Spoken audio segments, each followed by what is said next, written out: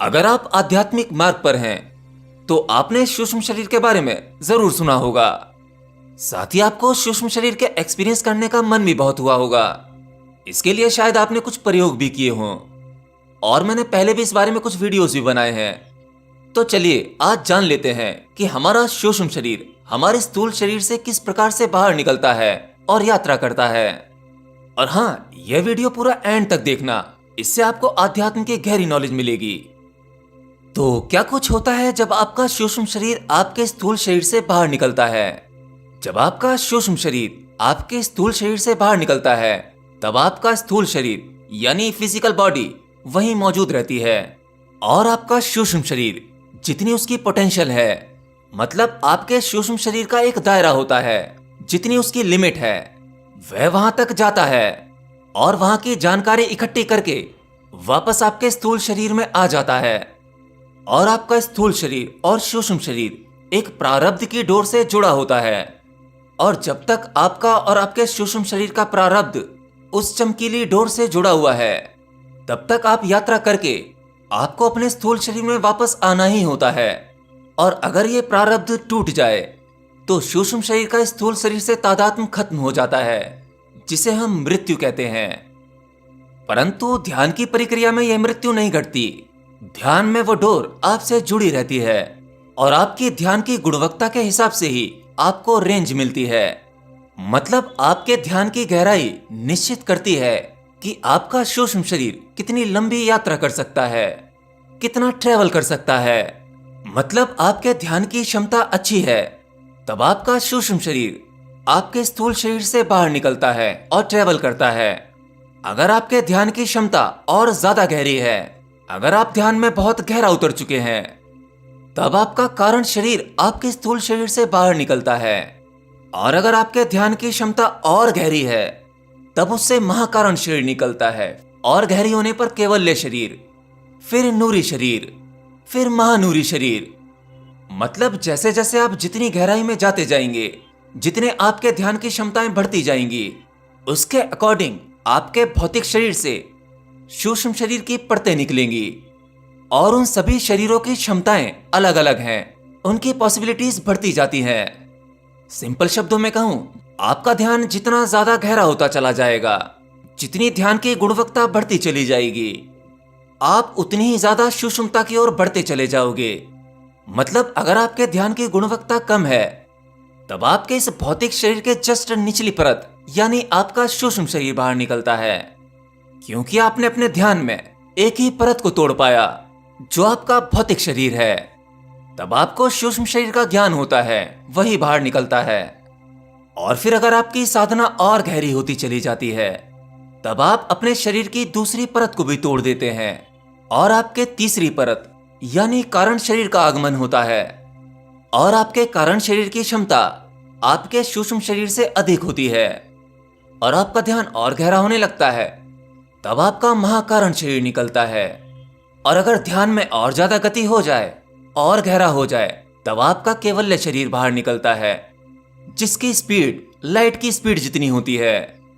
और इसके बाद नूरी शरीर, जो आपके शरीर की और गहरी परत है, उसकी गति प्रकाश की गति से भी हजारों गुना तेज होती है। और आपको जानकर आश्चर्य होगा, आपके शरीर के भीतर नूरी शरीर से भी ज्यादा सूक्ष्म शरीर होते हैं। तो यह डिपेंड करता है आपके ध्यान पर, आपके ध्यान की गुणवत्ता कहां तक है, आप किस प्रकार का ध्यान कर रहे हैं। और उस ध्यान में आपकी ऊपरी परतें हटती चली जाती हैं। जैसे जैसे ध्यान की गुणवत्ता बढ़ती रहेगी, वैसे वैसे ऊपरी परतें हटती रहेंगी, और उसी के अकॉर्डिंग आपके शरीर निकलते हैं और वह यात्रा करते हैं। आमतौर पर सूक्ष्म शरीर के बारे में हमें पूरा ज्ञान नहीं होता। इसके विज्ञान को केवल वही समझ सकता है जिसने इसका अनुभव किया हो। हर एक सूक्ष्म शरीर के अपने अपने दायरे हैं, लिमिटेशंस हैं। जैसे आपका जब सूक्ष्म शरीर निकलता है, तब आप केवल उसी लोक में भ्रमण कर सकते हो जिस लोक में आप रहते हैं। इससे ज्यादा उसकी लिमिट नहीं है। अगर आपके ध्यान की गुणवत्ता थोड़ी बहुत बढ़ जाती है, तब वही आपका सूक्ष्म शरीर कुछ हजार किलोमीटर की यात्रा कर सकता है, और उसकी भी एक समय सीमा होती है।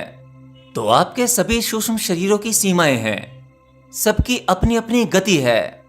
कि आप किस शरीर से, किस गति से कितनी दूरी तय कर सकते हो। जैसे मैंने बताया, आपका कैवल्य शरीर, जब आप अपने भीतर बहुत गहरे उतर जाते हैं तब आप कैवल्य शरीर तक पहुंचते हैं।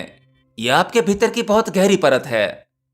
बाकी परतों को तोड़ते हुए जब साधक इस परत पर पहुंचता है तब वह प्रकाश की गति से ट्रेवल कर सकता है। और प्रकाश की गति तो आप जानते ही होंगे, 3 लाख किलोमीटर पर सेकंड। यानी आपका कैवल्य शरीर 3 लाख किलोमीटर पर सेकंड की यात्रा कर सकता है। परंतु कहानी यहीं खत्म नहीं होती। इसके बाद और शरीर है, महाकैवल्य शरीर है। आपका वह शरीर प्रकाश की गति से भी 1000 गुना तेज यात्रा कर सकता है। और इसके बाद नूरी शरीर, जो प्रकाश की गति से भी कई लाख गुना की गति से यात्रा कर सकता है। तो यह तो बात थी इन सभी शरीरों की गति के बारे में। अब बात करते हैं इनकी सीमाएं कहां तक होती हैं। जैसे सूक्ष्म शरीर के बारे में तो मैंने बताया कि साधक सूक्ष्म शरीर से केवल इसी लोक की यात्रा कर सकता है। ऐसे ही बात करें कैवल्य शरीर की, जिससे आप ब्रह्मांड की यात्रा कर सकते हैं। और महाकैवल्य शरीर, आपकी वह परत कई सारे ब्रह्मांडों की यात्रा कर सकती है। और आपका नूरी शरीर, जो करोड़ों ब्रह्मांडों की यात्रा कर सकता है। और गहरा जाओगे तो महानूरी शरीर, जो खरबों ब्रह्मांडों की यात्रा कर सकता है।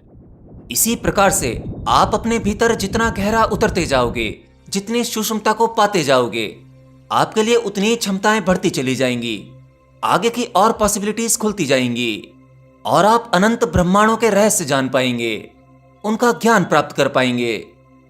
और इस यात्रा के दौरान जब आप अंत में पहुंचोगे, अपनी सबसे सूक्ष्मता की ओर, अंतिम छोर पर, जो है आपका परम सूक्ष्म शरीर, परम चैतन्य, जो लिमिटलेस है, उसकी गति अनंत है और वो अनंत ब्रह्मांडों में घूम सकता है। आपका परम चैतन्य, उसके लिए कोई सीमा नहीं है, वह किसी भी ब्रह्मांड में घूम सकता है। और एक खुशी की बात यह है, हम सभी मनुष्य में वह परम चैतन्य विराजमान है। वो खास क्षमता, वो पॉसिबिलिटीज हर मनुष्य में पहले ही मौजूद है। मनुष्य में ही नहीं, वह तो हर जीव में है, हर एक वस्तु में है। सड़क पे पड़ा हुआ वो पत्थर जिसे आप निर्जीव समझते हैं, वह उसमें भी उतना ही है जितना आप में है। आपको यह सब कही सुनी बातें लग रही होंगी, परंतु आप इसका अनुभव स्वयं भी कर सकते हैं। आप जैसे जैसे ध्यान में सूक्ष्मता की ओर बढ़ते रहेंगे, वैसे वैसे इन सब के प्रति आपका बोध बढ़ता रहेगा और अंत में आपको पता लगेगा कि हम सब परम चैतन्य हैं, सब में बराबर चेतना है। तो जब कोई व्यक्ति एस्ट्रल प्रोजेक्शन करता है, या जिसे आउट ऑफ बॉडी एक्सपीरियंस कहते हैं, तो वह उसके सूक्ष्म शरीर की यात्रा या उसकी सूक्ष्म यात्रा उसकी ध्यान की शक्ति की गुणवत्ता पर डिपेंड करता है कि उसने अब तक कौन सी अवस्था को प्राप्त किया है। क्योंकि जैसा कि मैंने बताया, आपके भीतर बहुत सी सूक्ष्म शरीर की परतें हैं और उन सबकी अलग अलग संभावनाएं हैं।